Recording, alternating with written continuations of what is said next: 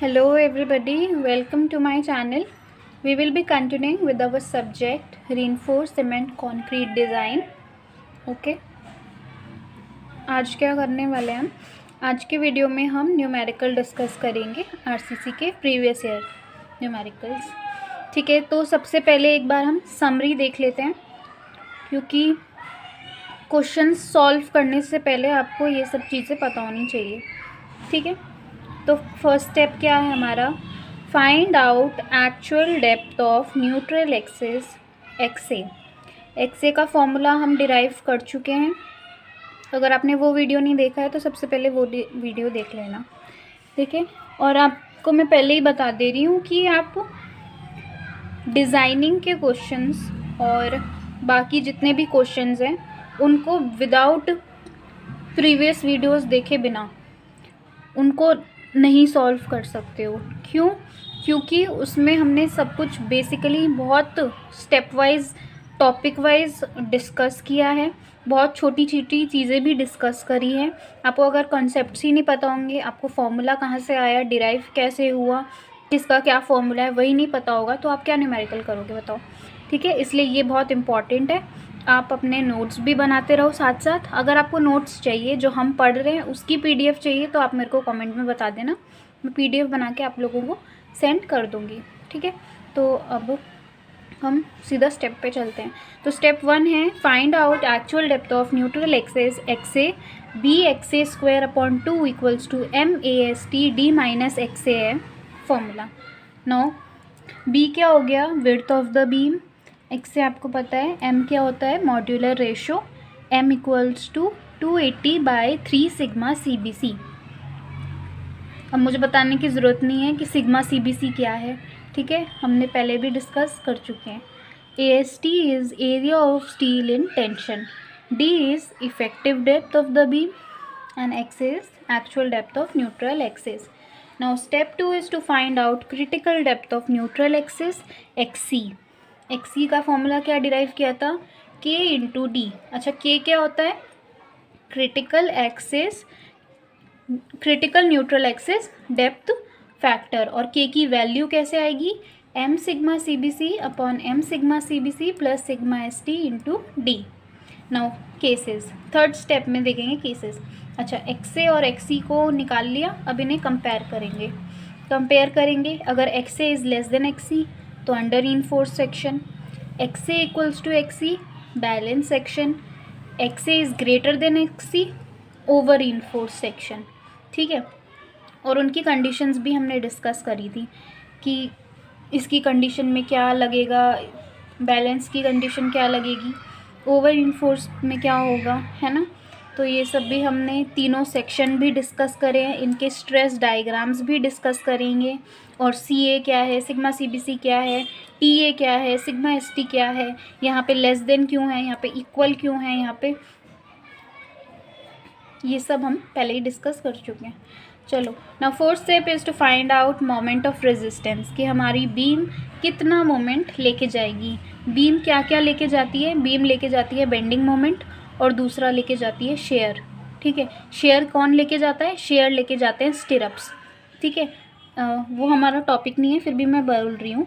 Beam में आपने देखा होगा कुछ इस तरह से हमारी बीम होती है, उसमें स्टिरप्स डले होते हैं, तो वो क्या रेजिस्ट करते हैं? शेयर रेजिस्ट करते हैं। और जो हमारा ये रीइंफोर्समेंट होती है, टेंशन रीइंफोर्समेंट, वो क्या लेके जाती है? Moment, bending moment. Now MR from compression side, moment of resistance from compression side. Compression लेके जाता है कंक्रीट और टेंशन लेके जाता है स्टील रीइंफोर्समेंट। MR का फॉर्मूला क्या था? Compressive force into lever arm. Force क्या होता है? Stress into area. Lever arm क्या होता है? कंप्रेसिव फोर्स और टेंसाइल फोर्स तक की डिस्टेंस। ठीक है, तो ये भी हम पहले ही डिस्कस कर चुके हैं, बस इसकी आज हम समरी देखेंगे और सीधा क्वेश्चंस करेंगे। MR equals to CA into B into XA into D minus XA upon 3। C हो गया कंप्रेसिव फोर्स, ये हो गया हमारा लीवर आर्म। अच्छा, अब या तो आप moment of resistance compressive side से कैलकुलेट करो या फिर टेंशन साइड से। ठीक है, वो आपके ऊपर है। चलो, M R equals to tensile force into lever arm. Lever arm का फॉर्मूला वही रहेगा, D minus X A upon 3, और टेंसाइल फोर्स क्या हो जाएगी, T A into A S T, tensile force into area, tensile stress into area. ये T क्या हो गई, फोर्स, और फोर्स क्या होती है, स्ट्रेस इंटू एरिया। ठीक है, चलो ये सारे स्टेप्स आप चारों स्टेप नोट कर लेना, जैसे मैंने इसमें लिखा है बिल्कुल स्टेप वाइज। कैसे हमारी समरी है ना, एक्स से कैलकुलेट करो, एक्स ही कैलकुलेट करो, दोनों को, तीनों को कंपेयर करो, बताओ कौन सा सेक्शन है, बैलेंस है, अंडर इनफोर्स है, ओवर इनफोर्स है, उसके अकॉर्डिंगली आप बीम का मोमेंट ऑफ रेजिस्टेंस कैलकुलेट करो। चलो अब हम सीधा क्वेश्चन करेंगे। ये है आरसीसी प्रीवियस ईयर न्यूमेरिकल 2020 का है, सेक्शन बी में देख लो, टेलीग्राम पे ऑलरेडी पीडीएफ सेंड कर, पेपर सेंड कर दिया था। ठीक है, in a singly reinforced beam, singly reinforced beam क्या होती है, जिसमें सिर्फ टेंशन साइड में रीइंफोर्समेंट प्रोवाइड की है, और डबली कौन सी है, जिसमें टेंशन में भी रीइंफोर्समेंट है और कंप्रेशन में भी रीइंफोर्समेंट है। ठीक है, अच्छा ये बोल रहा है सिंगली रीइंफोर्स्ड बीम है, क्या है उसका साइज़ 250 बाय 500 mm। अच्छा ये 250 क्या है, 500 mm क्या है, 250 हो जाएगा विड्थ ऑफ द बीम, और 500 हो जाएगी डेप्थ ऑफ द बीम। अच्छा यहाँ पे लिखा है इफ़ेक्टिव, ठीक है, ये क्या है, effective depth of the beam है। ठीक है, और क्या बोल रहा है 16 mm 5 नंबर्स स्टील बार, वो बोल रहा है 16 mm डायामीटर के 5 बार लगाए हैं। ठीक है, 5 बार लगाए 16 mm डाया के, are placed in the tension zone, tensile zone, tensile zone में 5 बार लगा दिए 16 mm के एट इट्स बॉटम। ठीक है, find the depth of neutral axis of the beam. तो बताओ कितना इजी क्वेश्चन है ये, और और आप लोगों को बस फॉर्मूले ही तो याद रखने हैं, और सब कुछ क्वेश्चन में गिवन है। ठीक है, चलो अब हम गिवन लिख देते हैं। ठीक है, हमें गिवन है साइज ऑफ द बीम क्या है, 250 बाय 500 mm। ठीक है, मुझे गिवन है n equals to 5 bars of 16 mm 5 bar 16 mm dia के। ठीक है, मुझे क्या बोला उन्होंने, मुझे बोल दिया एक्स एक निकाल दो, डेप्थ ऑफ न्यूट्रल एक्सिस। अच्छा, डेप्थ ऑफ न्यूट्रल एक्सिस का फॉर्मूला क्या बनाया था हमने, डेप्थ ऑफ न्यूट्रल एक्सिस का फॉर्मूला बनाया था हमने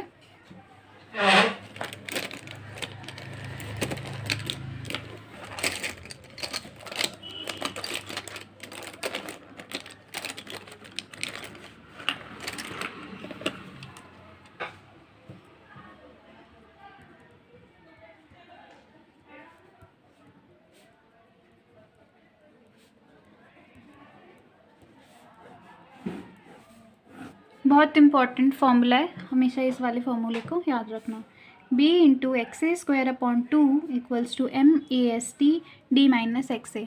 अच्छा, एग्जाम में ना आपको ये फॉर्मूला डिराइव करने के लिए नहीं पूछेगा, बस आपको जो हमने डेरिवेशन सीखा था, स्ट्रेस डायग्राम देखे, कैसे ये डिराइव हुआ, वो सब आपका कुछ नहीं पूछेगा, पर हाँ आपको वो पता होना चाहिए। और दूसरी चीज़, बस आपको ये फॉर्मूला याद रखना है। ठीक है, ये फॉर्मूला हो गया, b है मेरे पास, 250 mm, एक्स से मुझे निकालना है, m क्या होता है, मॉड्यूलर रेशो। मॉड्यूलर रेशो का क्या फॉर्मूला होता है हमारे पास, 280/3 सिग्मा CBC। अच्छा, और सिग्मा CBC क्या होता है, लिख देते हैं हम, stress in concrete in bending compression. ठीक है, डी क्या होती है, effective depth of the beam.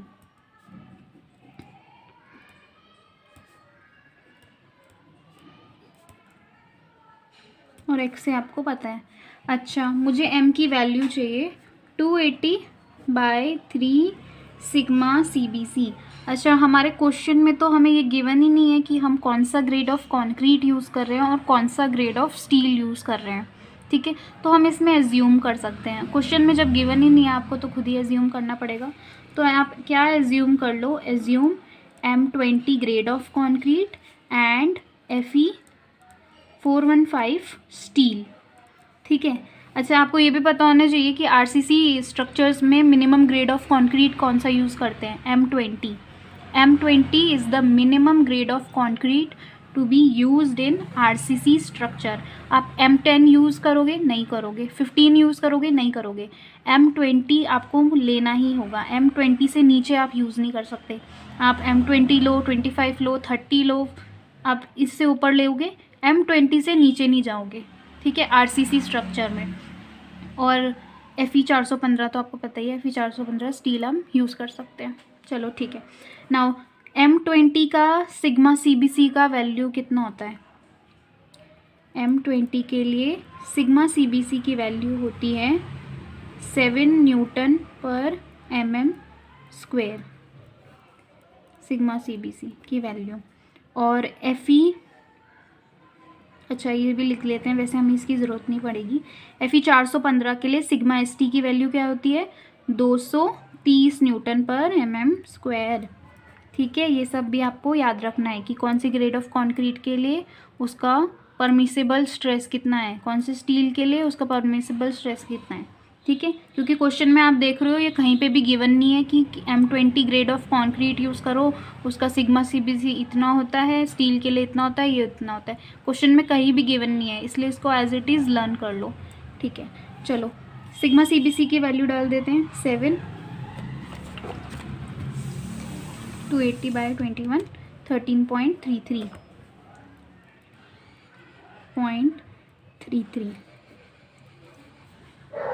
ठीक है। M आ गया हमारे पास। चलो B कितना है?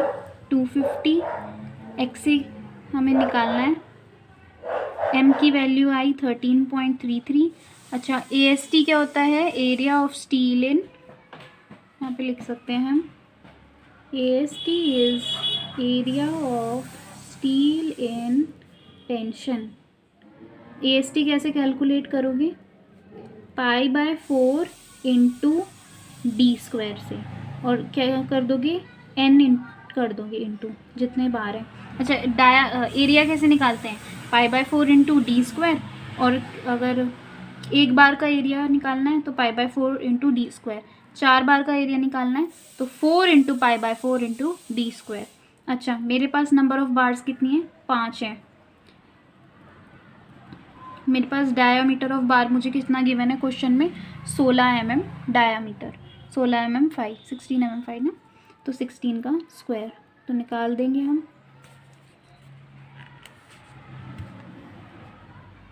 5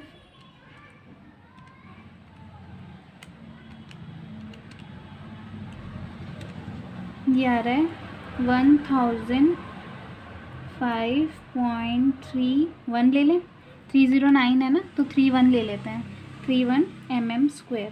तो ये क्या निकल के आ गया? AST। AST क्या होता है? Area of steel in tension, ठीक है। AST भी निकल के आ गया यहाँ पे। अच्छा, D क्या है? D हमें ऑलरेडी गिवन है, इफेक्टिव डेप्थ। मैंने आपको बताया था ना क्वेश्चन में, क्वेश्चंस में हमें ऑलरेडी गिवन होगी इफेक्टिव डेप्थ। और दूसरी चीज़ मैंने आपको बताया था क्या, कि आप क्वेश्चंस करोगे, डिज़ाइनिंग करोगे तो हर चीज़ में स्मॉल d इफेक्टिव डेप्थ ही चलेगी, ओवरऑल डेप्थ नहीं चलेगी, ठीक है। तो ये क्या दे रखी है हमें? इफेक्टिव। यहाँ पे ब्रैकेट में ऑलरेडी लिखा हुआ है इफेक्टिव, ठीक है। तो यही है हमारी स्मॉल d। अच्छा, पर अगर यहाँ पे इफेक्टिव नहीं लिखा होता तो ऑब्वियसली हमें इसमें से कवर डिडक्ट करना पड़ता। सपोज़ ये क्वेश्चन में इस तरह से लिख दिया है यहाँ पे इफेक्टिव, बट हमें बोला था कि बीम का साइज़ है 300 बाय 600 का, तो ये हो गई इसकी विड्थ और ये हुई इसकी ओवरऑल डेप्थ। जब क्वेश्चन में गिवन नहीं है कि वो इफेक्टिव है तो आप उसमें से डिडक्ट करोगे। क्या डिडक्ट करोगे? कवर डिडक्ट करोगे। क्यों? क्योंकि वो भी अभी हम देख लेते हैं। मैंने आपको बताया था, ये होती है बीम, ये होती है इसकी रीइंफोर्समेंट, 3 बार है। सेंटर से लेके आउटरमोस्ट फाइबर तक होती है स्मॉल डी, और यहाँ पूरी ये क्या होती है कैपिटल डी, और ये वाला क्या पार्ट क्या होता है, कवर होता है। ये हमें कवर छोड़ना पड़ता है, ठीक है। और जब आप इफ़ेक्टिव डेप्थ में कवर ऐड करोगे तब आपका क्या निकल के आएगा, ओवरऑल डेप्थ, ठीक है। तो अब आपको यहाँ पे इस क्वेश्चन में तो इफ़ेक्टिव लिखा हुआ है, पर अगर आपके पास इफ़ेक्टिव नहीं लिखा होता तो आपको क्या करना पड़ता, आपको स्मॉल डी कैलकुलेट करनी पड़ती। स्मॉल डी क्या होता है, ओवरऑल डेप्थ माइनस कवर, और ओवरऑल डेप्थ क्या हो गई 600, और कवर मिनिमम कितने का लोगे, 50 का, ठीक है। तो कितनी बन जाएगी, 550 mm बन जाएगी, ठीक है। ये आगे के क्वेश्चन में वापस से डिस्कस कर लेंगे, पर फिर भी अभी के लिए आप याद रखना। चलो ठीक है। डी कितनी है हमारे पास, 500 इंटू -XA। अच्छा, ये कितना हो जाएगा, 2 से ये हो जाएगा ना 125 XA² इक्वल्स टू, अच्छा इसे मल्टीप्लाई कर लेते हैं हम, 13.33 इंटू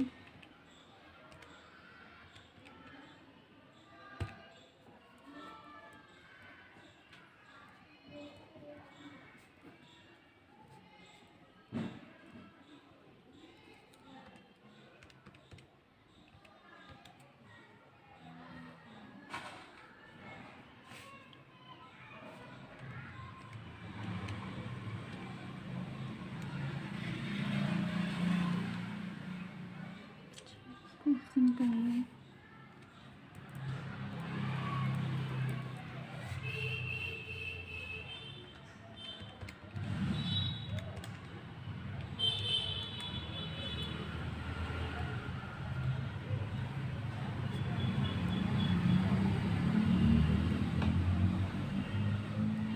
अच्छा, ये हमारी क्या बन गई, इक्वेशन बन गई, ठीक है। ये क्या बन गई हमारी, क्वाड्रेटिक इक्वेशन। अच्छा, आपको क्वाड्रेटिक इक्वेशन सॉल्व करनी आती है। क्वाड्रेटिक इक्वेशन कैसे सॉल्व करते थे हम, ये यहाँ से ऐसे कर लेंगे, इसको क्वाड्रेटिक इक्वेशन की फॉर्म में बना लेंगे। ये माइनस है, यहाँ पे जाके क्या हो जाएगा, प्लस हो जाएगा, 0.78 XA माइनस ये प्लस है, यहाँ पे जाके क्या हो जाएगा, माइनस हो जाएगा, ठीक है, इक्वल्स टू 0। अब ये इतनी बड़ी क्वाड्रेटिक इक्वेशन बन गई। अच्छा, आपको इसको फॉर्मूला, इसके लिए क्या होता है, हमारे पास फॉर्मूला भी होता है सॉल्व करने के लिए। तो हम छोटी क्लास में पढ़ा था ये फार्मूला, ये पढ़ा था हमने, x equals to -b plus minus √b² - 4ac/2a। ये फार्मूला आपने पढ़ा होगा, ठीक है। तो यहाँ पे XA हो जाएगा मेरा, XA equals to -b, b क्या होती है, ये होता है a, ये b, ये c, ठीक है, -b plus minus √b² -4ac,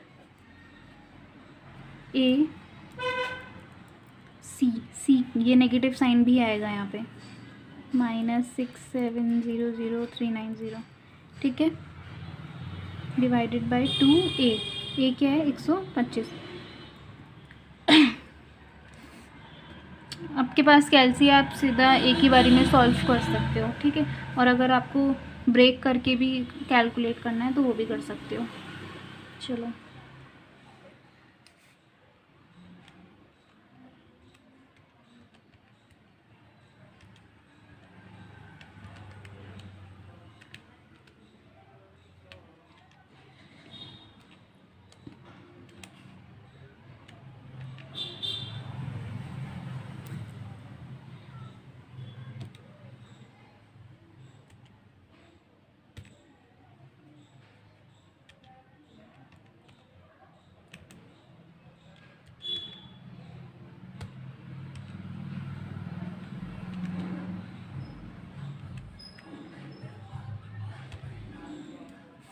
तो x से क्या आ गया यहाँ पे देख लो, 184.04।